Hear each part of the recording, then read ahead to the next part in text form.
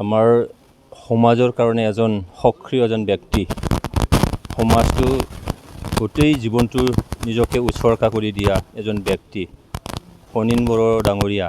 তেখেত আমাৰ বিজনী জিলা UPPL দলৰ সভাপতি আছিলে।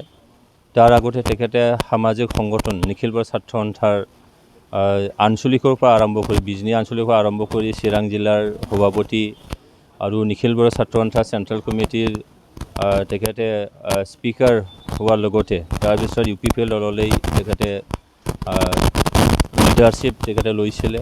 তেখেত এজন সক্ৰিয় এজন ব্যক্তি, সচেতন এজন ব্যক্তি, সমাজ সেৱক এজন ব্যক্তিক আমি আজি হেৰুৱাব লগা হ'ল। আজি পুৱা দীৰ্ঘ সময় তেখেতে ৰোগত ভুগি আছিলে।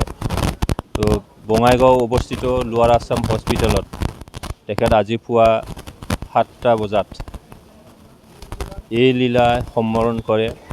তেখেতে জীৱনৰ যুদ্ধত আজি সেও মানিব লগা হ'ল। তেখেতক হেৰুৱাই আমি ম্ৰিয়মান হৈছোঁ যে বিজনী অঞ্চল তথা গোটেই আমাৰ মানৱ জীৱনৰ মানৱ সেৱক এজন ব্যক্তিক আমি আজি হেৰুৱাব লগা হৈছে। তেখেতৰ বিদেহী আত্মালৈ মই ব্যক্তিগতভাৱে আৰু UPPL দলৰ হৈ তেখেতৰ বিদেহী আত্মাৰ আত্মসদ্গতিৰ কাৰণে ভগৱানৰ ওচৰত মই প্ৰাৰ্থনা জনাইছোঁ। তেখেতে য'তেই নাথাকক কিয় সমাজৰ মংগলৰ কাৰণে, সমাজ উন্নতিৰ কাৰণে, মানৱ উন্নতিৰ কাৰণে সদায় তেখেতে নিশ্চয় য'তে নাথাকক কিয় তেখেতে দৃষ্টি নিক্ষেপ কৰিব। এই দুখৰ সময়ত তেখেতৰ পত্নী লগতে এজনী ছোৱালী, ক্লাছ 6ত পঢ়া এজনী ছোৱালীক তেখেতে এৰি গ'ল।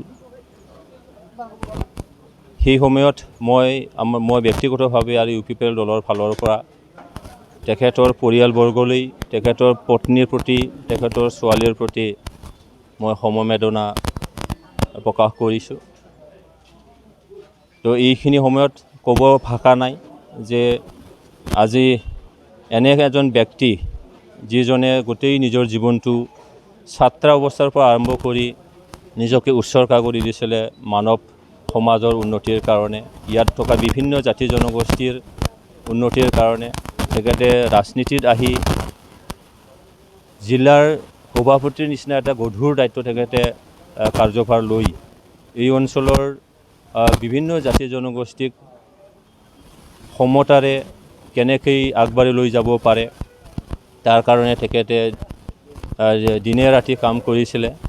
আৰু তেখেতৰ সভাপতি হোৱাৰ পিছত UPPL দল হিচাপে আজি বিজনী নিশ্চয়কৈ পাৰ্টি হিচাপে আমি সফলতা অৱলম্বন কৰিছিলোঁ। আজি তেখেতক আমি হেৰুৱাব লগা হ'ল। তেখেতে য'তেই নাথাকক কিয় তেখেতৰ আত্মাই যাতে চিৰশান্তি পাওক, ভগৱানৰ ওচৰত মই তেখেতৰ বিদেহী আত্মাৰ সদ্গতিৰ বাবে কামনা কৰিছোঁ।